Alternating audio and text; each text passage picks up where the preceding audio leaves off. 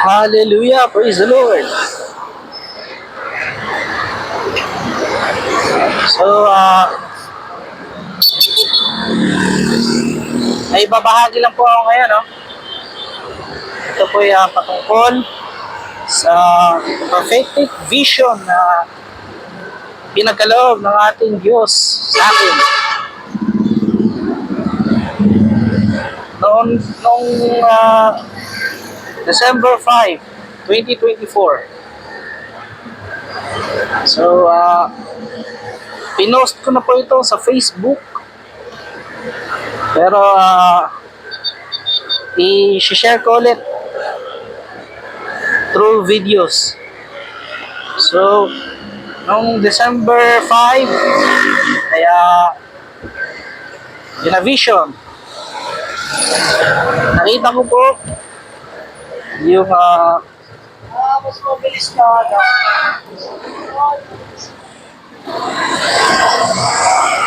yung Amerika po, kaya aatakihin po siya ng Russia. Nakita ko sa Russian side na nagpalipad po sila ng maraming missiles. Nagpalipad po sila ng mga missiles para patamaan yung Amerika, USA. So, let's pray for America. Let's pray for the world. Let's pray to God for to intervene. Naway wag nang mag-escalate pa sa malaking malawang digmaan. Pero naka-prophesy na talaga yan na mangyayari po yan. Pero let's pray na hindi sa panahon natin mangyayari. So ito po ay warning sa lahat ng nations. Kasi pag itong dalawang mag-aaway, apektado po lahat ng bansa. So let's pray for God's intervention. Christians, wag nang patulog-tulog. Dilat nyo na po ang inyong mga mata. Nasa panahon na po tayo. Nasa panahon na po tayo ng Bible. Prophecy na nakasulat sa Bible ay nasa panahon na po tayo. Mangyayari at mangyayari talaga yon. Etong mensahe ko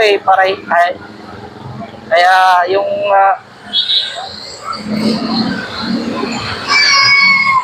hindi ko po tinatakot yung mga tao,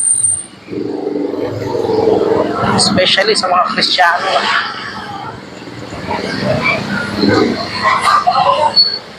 Kasi hindi naman dapat katakutan to, lalo na pag ikaw ay Kristiyano. Dapat kang magalak dahil malapit na ang pagbabalik ng ating Panginoon. Ito po yung mga senyales, di ba? Giyera, alingaw-ngaw ng giyera, mga bulkan, nagsisiputukan, earthquake, mga mga pestilence, di ba? So, malapit na tayo sa panahon. We are already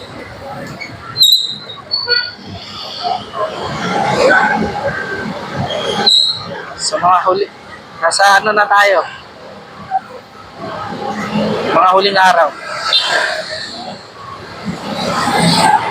So, maganda ng lahat. Dahil malapit na ang pagbabalik ng ating Panginoong Jesucristo. Siya nawa. So, let's pray for America, for Russia, for all the nations, especially to our nation, the Philippines. God bless everyone. Shalom.